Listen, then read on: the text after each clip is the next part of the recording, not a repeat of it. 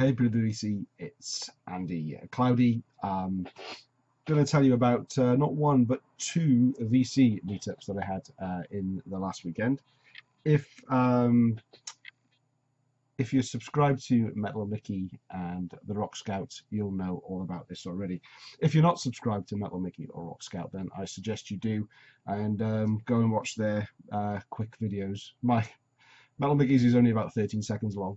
And but Scott, the Rock Scout, he goes into the story in a bit more detail. So I'm not going to cover all that again. If you want to hear how that one went, um, click on link below. I'll put a link below. But I'll just say that it was fantastic meeting up with Scott and Mike. It kind of felt like I've known them both for quite some time. We just sort of got on straight away. Good bit of banter, chatting about the VC and music, and of course the reason we met up, the excuse behind it, was to go and see Chris Holmes, of formerly of Wasp, with his band Mean Man, and probably what makes it more memorable was it was awful. Chris Holmes, yeah, it's not good. Scott said that he really enjoyed the Wasp songs, and yes, he did have a singer that could do a good Blackie Lawless impression, but to me it felt a little bit too much like I was seeing a Wasp tribute band, and I don't know. I'm not really into cover bands that much, and I think if the singer had probably sounded less like Blackie Lawless and they tried to maybe put a different spin on some of those songs, I may have enjoyed it a bit more. But if you get the opportunity to see Chris Holmes, I would try and find something else to do instead, unfortunately. But it kind of made for a better story because we had a good laugh about it, which was great. And Mike, kind of like a bit of VCLT, he recently showed this cheap CD finds video and said he was looking to get rid of this. And I'm not that familiar with Rob Zombie, so thanks, Mike, for passing this on. This is the Sinister Urge from 2001. So I'll give that a check out. So yeah, check out Scott's channel. He goes into a little bit more detail about how we had the meetup and how he killed a rabbit. Shocking story. So that was Friday. Got back real late on Saturday morning. It was about 2 a.m. by the time I'd crawled into my bed. And on Saturday, I was due to go down to Newcastle to meet up with a few of my old college buddies who I've not seen for a few years. And on the off chance last week, I got in touch with Merrily Chris, who's also from Newcastle, to see if he fancied going out for a dig, and he was free. So I went down a couple of hours earlier than I was meeting up with my mates, and met up with Chris as well. And he took me to 3 or 4 record shops in Newcastle. They've got a great hub of record shops, and there were more shops as well, but some of them didn't do second hand, and Chris knew where to go, so he did a great job of hosting me and showing me around. And Chris is incredibly famous in Newcastle. Every shop we went into, or even walked between, people were stopping and saying, "Hey, Chris!" And he seemed to know everybody, certainly the record store owners. So that was quite amusing. Yeah, so what I'm going to do in this video quickly is just show you what I picked up in Newcastle in 3 stores. I haven't listened to this any yet. I don't normally show things I haven't listened to, so expect to see these some way down the line in update videos when I'll probably talk a little bit more about them and tell you what I think of them. But the first shop we went into was called Beatdown Records. It was a real rabbit warren of a shop. There was different rooms and corridors, and but Chris knew exactly where to go to find me some metal. And it was interesting to see how much record store day stock was left over. Now I'm not a fan of record store day. at all. I get why it's there, and I get why a lot of people love it, but you probably noticed I've been a bit quiet over the last couple of weeks. I just kind of don't really, if I post a video, it'll just get lost amongst a million record store day videos. So but I was just surprised by how much stock was left over, and part of me is not surprised by the price of it. It just seems ridiculous for a lot of reissues. But that's my opinion. I know, I say, a lot of you guys love it, so I don't want to take anything away from that. But let me show you what I did pick up. The first couple are fairly new and sealed, and were both in the sale. So this is Stallion, Mountain the World. This is their 2013 EP. I guess it's got 6 songs on it, on High Roller Records, and it's sealed, and it was a fantastic price, much cheaper than I would have been able to get it from High Roller. And in fact, I don't think they've still got this one anymore on the site, unless it's been reissued again. But stoked to pick that up. It's really good. Looking forward to giving that a spin. Next one is an album that's been shown a lot on the VC, and obviously Ron Haggerty's favourite band, and that's the latest album from Overkill, The Grinding Wheel. So this is from last year, I think, yeah, 2017, on Nuclear Blast. So this is the yellow vinyl.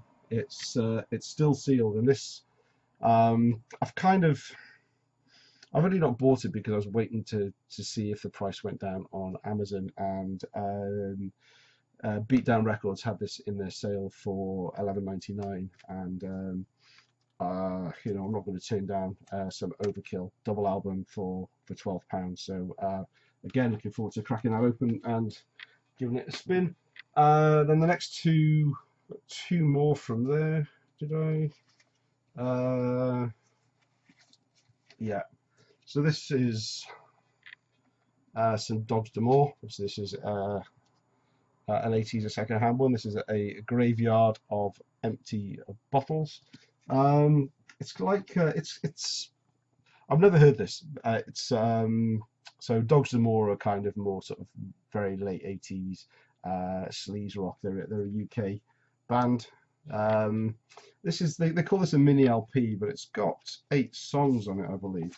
But the packaging is, you know, it's like a 12-inch single packaging. Yeah, but looking forward to giving that a spin. Apparently the first press of this was on a 10-inch, so they've obviously based the 12-inch cover off it, and it's all a bit off-center, so the artwork looks a little bit strange. Looks like it's just been a dodgy color photocopy. But yeah, there we go. It only cost me £5. And the last one I got from Beatdown Records was a Magnum album. What's this called? Goodnight LA. This is from 1990. Now, Magnum are kind of more of a bit sort of proggy, but 1990 they were a bit more pop rocky. Now this one, the record's actually still on the turntable. This is the only record that I've played so far. It is, if you're a regular viewer of my channel, and you've heard me talking about use of things being too keyboardy and too pop rocky, I have an exception for Magnum. I do like Magnum. This is very, very commercial stuff though by 1990. I much prefer their early 80s work, but I wanted to get my collection built up to 1990 anyway, so glad I got that. So that was the first record, sure. And next, Chris took me to a store called Beyond Vinyl, which was, I believe it's a really new store. It was quite small. They had a good bit of stock. Not much, a good bit of stock though. They also had a number of Record Store Day items left over as well. And I kind of had because I thought I'd spent enough in the first shop, I kind of had a reluctant dig in this one, kind of half hoping I wouldn't find something, but still not able to leave the shop without thumbing through every single record in there. And I did find a couple of things that I just had to buy. First one was this copy of Alcatraz, Disturbing the Peace. I think this is from 1985 on Capitol. So this is the this is Alcatraz with obviously Graham Bonnet on vocals, but Steve Vai had joined them by this time. Not heard this album before, so you will see this in a future 80s metal update. Vinyl is in absolutely superb condition. The cover being black does show all the minor scuffs on it, but it is in really excellent condition. I think I got it for a good price. And the other record I found in there was some more Magnum, which I believe now I've completed. I have to check. I think I've completed my my Magnum collection, certainly from 80 to 90. There's at least one of the 70s albums that I still want to get, but this is the 11th Hour from 1983. A lovely Rodney Matthews cover. I have never heard this Magnum album. I would say I'm a big Magnum fan, but there are still gaps in the discography I have not heard, and this is one that I'm really looking forward to hearing. 1983 would have been around the time, I guess, when they were peaking. So yeah, looking forward to that one. This is probably one of the more expensive second-hand records I bought. It was £11, I think, but it is in pristine condition. Still got a nice shine on it, and the vinyl is superb, and the inner sleeve as well is minty fresh. Third store we went to was called RPM Music, and this was probably my favourite store of the lot, just on the way it looked. For you record bag geeks out there, and I know you're out there. Yeah, so it's new and used vinyl, CDs and gig tickets, and they had a lovely selection of vintage record players in there as well, and they were really friendly, and of course everybody knew Chris in there. They did have they had a metal section that was probably about that thick of records, and they did have some good stuff in there, but by that time I was I couldn't really justify buying too much more, and the only thing that I saw in there I couldn't leave was a copy of I think it's the first Overkill. There we go. So this is what, from 19. So it's an English pressing from, oh, what year is it? I know, Ron, you're shouting at the screen. It must be 87. I'm a newbie to Overkill still. I only have a few other albums. And I'm struggling to find a date on this. Anyway, you will see this in an 80s update, and I'll let you know what I think of it. In fact, I've got this on CD, so I know what I think of this already. I'm looking forward to giving it a go on vinyl. It's on Under One Flag.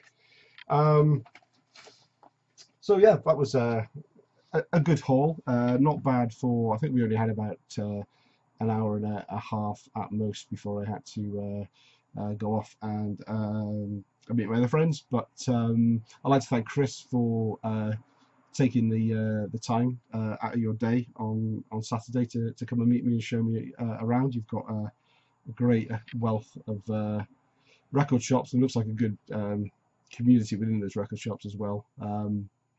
And again, thanks to Mike and Scott for making Friday night such a good laugh, and I hope we get to do that again sometime. Let me know what you think of my pickups, and I'll talk to you again soon. Bye now.